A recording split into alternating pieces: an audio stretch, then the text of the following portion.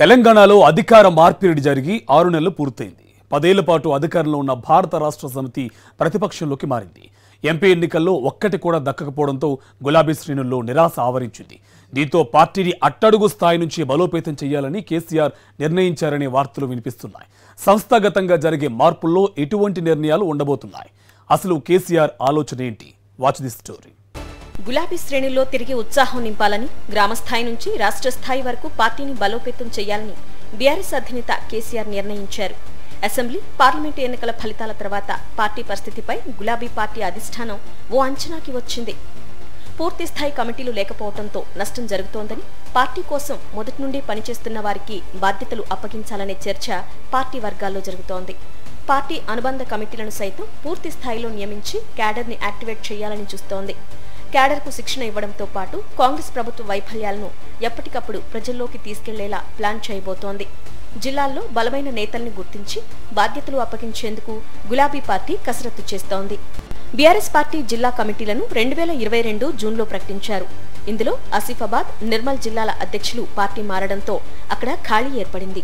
జిల్లాల్లో పూర్తిస్థాయి కమిటీలను సైతం నియమించలేదు. 19 జిల్లాల్లో అధ్యక్ష బాధ్యతలను ఎమ్మెల్యేలకు అప్పగించడంతో పార్టీలోని సీనియర్లు, ఉద్యమకారులు అసంతృప్తికి గురయ్యారు. కొంతమంది నేతలు పార్టీని వీడారు. ఈ పరిణామం పార్టీని డ్యామేజ్ చేసిందనే టాక్ వినిపిస్తోంది. మరోవైపు పార్టీ అనుబంధ కమిటీలైన మహిళ, యువత, రైతు, కార్మిక, విద్యార్థి, సోషల్ మీడియా కమిటీలను కూడా పూర్తి స్థాయిలో ఏర్పాటు చేయలేదు. బాధ్యతలు లేకుండా పార్టీలో పనిచేస్తున్న నేతలు సైతం అసంతృప్తితోనే ఉన్నారు.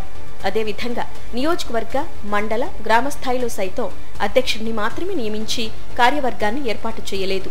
దీంతో పార్టీ ఇచ్చే కార్యక్రమాలు నామమాత్రంగా జరుగుతున్నాయి. 6 ఏళ్ల క్రితం బీఆర్ఎస్ పార్టీ రాష్ట్ర కమిటీని 69 మంది సభ్యులతో ప్రకటించింది. ఆ కమిటీలో ఉన్న వారిలో కొంతమంది పార్టీ మారారు. దీంతో అధిష్టానం రాష్ట్ర కమిటీ కూర్పుపై పూర్తి స్థాయిలో దృష్టి సారించలేదు. సీనియర్ నేతలకు అవకాశం కల్పించలేదు. అసెంబ్లీ ఎన్నికల్లో ఓడిపోయిన తర్వాత రాష్ట్ర కమిటీ సమావేశం ఇప్పటి వరకు నిర్వహించలేదని చెబుతున్నారు. విస్తృత స్థాయి సమావేశం పేరుతో రాష్ట్ర కమిటీ సభ్యులు, ఎంపీలు, ఎమ్మెల్యేలు, డీసీసీబీ, డీసీఎంఎస్ చైర్మన్లను పిలిచి సమావేశాలు నిర్వహిస్తున్నారు. లోపాలను సరిదిద్దే క్రమంలో త్వరలోనే రాష్ట్రంలోని పార్టీ కమిటీలన్నీ రద్దు చేయాలని కేసీఆర్ భావిస్తున్నట్లుగా తెలుస్తోంది. యాక్టివ్గా పనిచేసే వారికి బాధ్యతలు అప్పగించేందుకు అసెంబ్లీ, పార్లమెంటు ఎన్నికల్లో యాక్టివ్గా పనిచేసిన నేతల వివరాలను కేసీఆర్ తెప్పించుకుంటున్నారు. మాజీ మంత్రులు, సీనియర్ నేతలకు రాష్ట్ర కమిటీలతో పాటు జిల్లాల బాధ్యతలను అప్పగిస్తారనే చర్చ జరుగుతోంది. ఇప్పటికే పలువురు నేతలకు కేసీఆర్ హింట్ కూడా ఇచ్చినట్లుగా టాక్ వినిపిస్తోంది. అనుబంధ కమిటీలను సైతం నియమించాలని కేసీఆర్ భావిస్తున్నారు. ఉద్యమకాలం నుంచి పార్టీలో పనిచేస్తున్న వారికి పెద్దపీట వేయాలని, పార్టీలో ఉన్న కోవటులకు చెక్ పెట్టాలని అధిష్టానం భావిస్తోంది. రాష్ట్రంలోని అన్ని జిల్లాల్లోనూ బీఆర్ఎస్ పార్టీ కార్యాలయాల నిర్మాణం చేపట్టింది. వాటిలో పార్టీ శిక్షణ కార్యక్రమాలు నిర్వహించాలని నాయకత్వం భావిస్తోంది.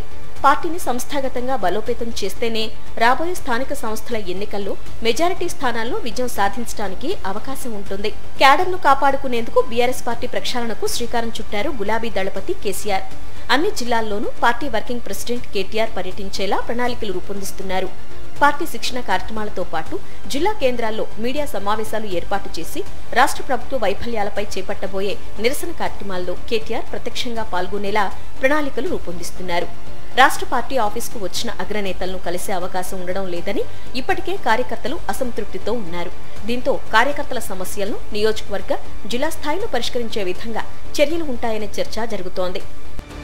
ప్రతిపక్షంలో ఉన్నప్పుడు సంస్థాగతంగా పార్టీ బలంగా ఉంటేనే అధికార పార్టీని ధీటుగా ఎదుర్కోగలమని గులాబీ పార్టీ భావిస్తోంది.